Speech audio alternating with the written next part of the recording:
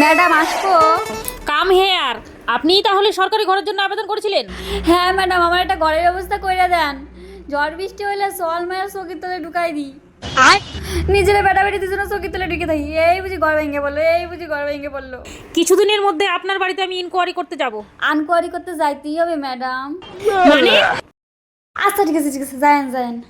The next day.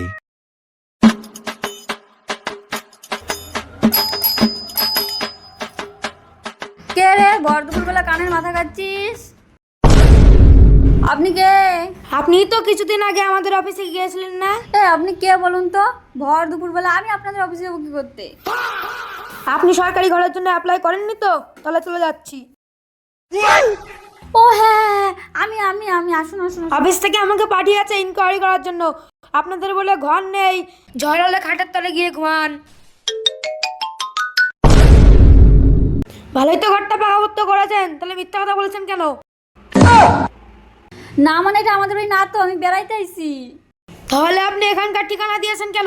না মানে আমাদের বাড়ি এইখানেই, কিন্তু হচ্ছে আমি আমার মেয়ের শ্বশুরের ছেলের ভাসুরের কাকা শ্বশুরের পিসা শ্বশুরের মেয়ের মেয়ের মেয়ের বাড়িতে বেড়াতে আসছি। তাহলে আপনার বাড়ি কই?